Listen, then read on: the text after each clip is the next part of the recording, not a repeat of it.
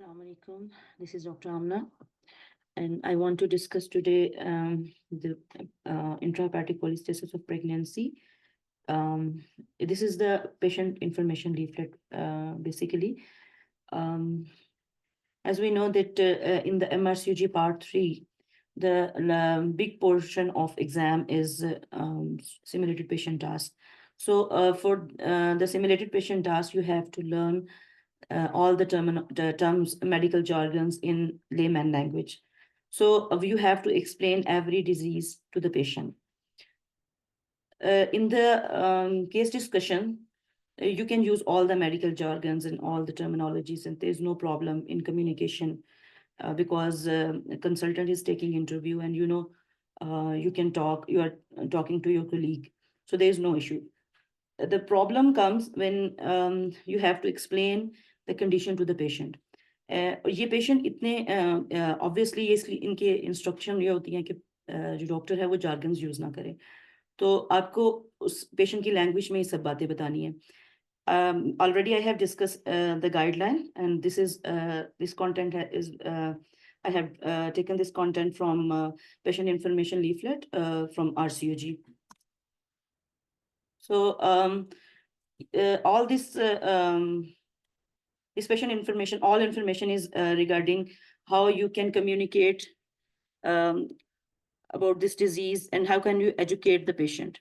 So normally this condition, whenever there is a case, is a station for 10 minutes. So in the 10 minutes, you have to take the detailed history regarding this condition. They have already given you some instructions outside the cabin, and they must have given the gestation and patient complaint along with the bile acids level. So when you enter in the cabin, you may know that you already know that a patient is the case of cholestasis, obstetric cholestasis, and even you also know the severity of the cholestasis. जब आप enter होते हैं उसमें, तो आप patient से उसके history में वो जो उसके कंसर्न क्वेश्चंस हैं वो एम्फसाइज करके और जनरल टेम्पलेट भी पूछते हैं. इसमें होता यह है कि पेशेंट के पास कुछ क्वेश्चंस होते हैं. आपने अपने माइंड में एक प्लान बनाया कि जैसे लास्ट एग्जाम में मॉडरेट ऑब्स्टेट्रिक कोलिस्टेसिस था, क्योंकि इसमें आपको चॉइस है कि पेशेंट स्वेयर में जा सकता है. वो देखना चाह रहे थे कि आपको पता है कि किस वीक पे आपने उसको वीकली टेस्ट करना है और पेशेंट को कैसे एजुकेट करना है. तो जब आप जो मैं पेशेंट इंफॉर्मेशन बता रही हूँ, ये मैं बेसिकली तीनों कंडीशंस के अकॉर्डिंगली बताऊंगी, लेकिन आपने ये सब कुछ पेशेंट को नहीं बताना. आपने पेशेंट को उसकी कंडीशन के हिसाब से बताना है, क्योंकि पेशेंट एक लेमैन है, उसको आप ज़्यादा इंफॉर्मेशन देंगे तो एक तो आपका टाइम इतना नहीं होता, क्योंकि आपने हिस्ट्री भी लेनी है, पेशेंट को एक्सप्लेन भी करना है, ये सारा प्लान भी, प्लस पेशेंट के कुछ क्वेश्चंस हैं जिनको आपने आंसर करना है.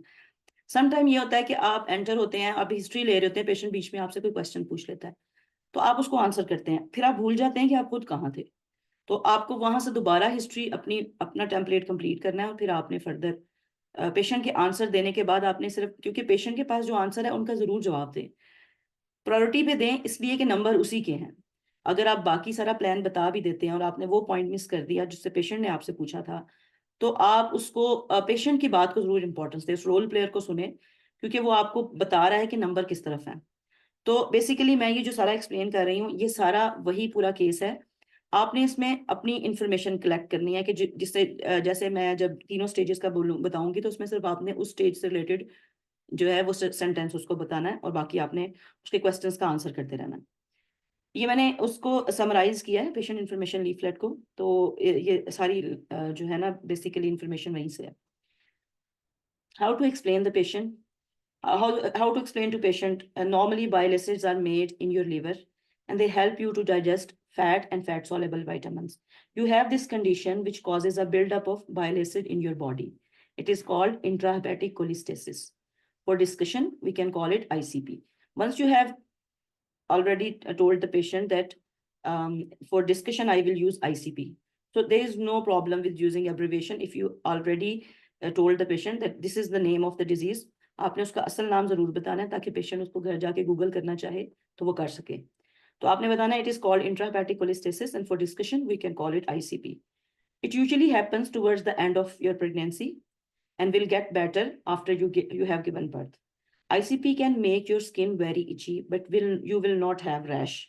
Once you have been diagnosed with ICP, you should be under the care of obstetrician. Your blood test will usually be repeated after 1 week. An individualized plan of care will be made for you. If you develop ICP, there is increased chance that your baby may be born early, because हमने उसको itching का बताना है, उसको preterm labor का बताना है और stillbirth का. If you develop ICP, there is an increased chance that your baby may be born early. For a few women with severe ICP, there may be an increased chance of stillbirth. That is, baby may die in womb.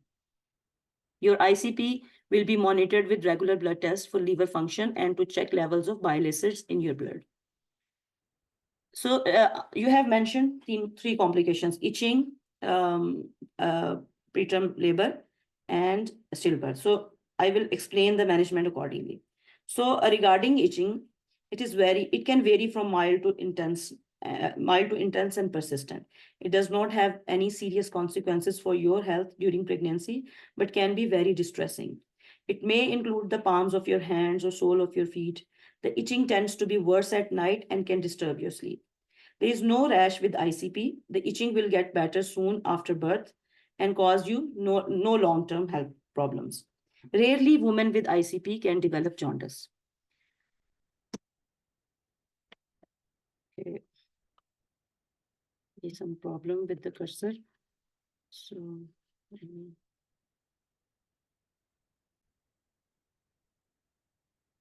treatment to improve your itching are of limited benefit, but might include, so you will mention first the complaint, then how will you manage it? Whenever you can first enlist the complications, like you have itching or preterm labor and stillbirth. Whenever you tell the patient about any complication, so next step is we will tell the patient how we will manage this problem and how we will try to how we'll try to monitor so that further complication will not occur. So I have mentioned about itching, and now I will say treatment to improve your itching are of limited benefit, but might include skin cream such as aqueous cream with or without addition of menthol, antihistamine which may help you sleep at night. Some women have found that having cool baths and wearing loose-fitting cotton clothing helps to reduce the itching. There is a medication called ursodeoxycholic acid, which may slightly reduce itching in small number of women. There is no treatment available that helps your baby or that will make your bile acid levels better. Ursodeoxycholic acid may reduce your chance of giving birth early, but it does not prevent stillbirth.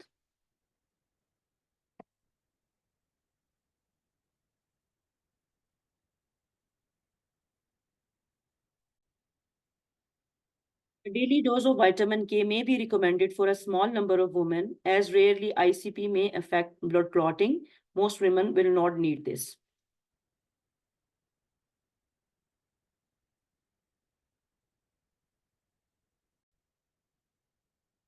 So now we will discuss the effect on baby. There is increased chance of you having an early birth. If born early, baby may need neonatal care. Your chance of having stillbirth depends on the level of bile acid found in your blood, as well as any other pregnancy complication you may be experiencing. So now I will mention all three types of bile acid level and their management accordingly. So you can tell your patient what specific levels she has and how will you monitor it. If your bile acids are between 19 and 39 micromole, which is called mild ICP, so you do not have any other, and you do not have any other risk factor, the chance of you having a stillbirth is no different to someone who does not have ICP. So planned birth at 40 week may be considered. This is not recommended because they have seen if we will induce the patient at 40 week, and if not, so उनको यही लगा कि ये patient से discuss करना चाहिए कि वो कंटिन्यू करना चाहती है या नहीं. So only mild ICP has option of delivering at 40 week, or maybe she can prolong the pregnancy. If your bile acid levels are between 40 to 99 micromole, moderate ICP, you do not have any other risk factor, then the chance of you having a stillbirth is similar to someone who does not have ICP until you are 38 to 39 weeks pregnant. So planned birth at 38 to 39 week gestation may be recommended. If your bile acids are 100 micromole or more, severe ICP, your chance of having a stillbirth is higher than someone who does not have ICP and is around 3%. Most of these stillbirths happen after 36 weeks of pregnancy, and planned birth at 35 to 36 weeks gestation may be recommended. So if you have other factors such as gestational diabetes or preeclampsia or are having multiple pregnancy, twin or triplet, you may have a higher chance of stillbirth, and this may affect when your healthcare team recommend that you give birth. So you should keep a close eye on your baby's movement, and if you are worried, you should go to your local maternity unit for checkup straight. But this is mentioned in the patient information leaflet. So you will say, because you can keep eye on your baby's movement, and if you see there is any problem, there is any concern, then you can come to emergency. You do not need any additional scans of the baby because you have ICP. You are advised to have your baby in consultant-led maternity unit with a neonatal unit.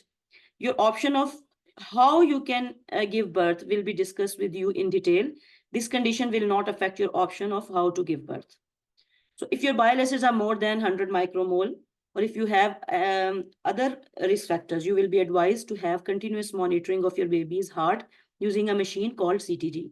Having ICP does not affect your pain relief option in labor. ICP symptoms get better after birth.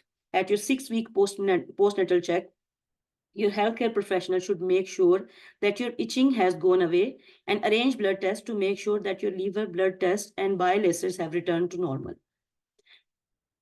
And you should also tell the patient that further information, because you will discuss in the recurrence in the future pregnancy, there's increased chance that you will have ICP again in future pregnancy.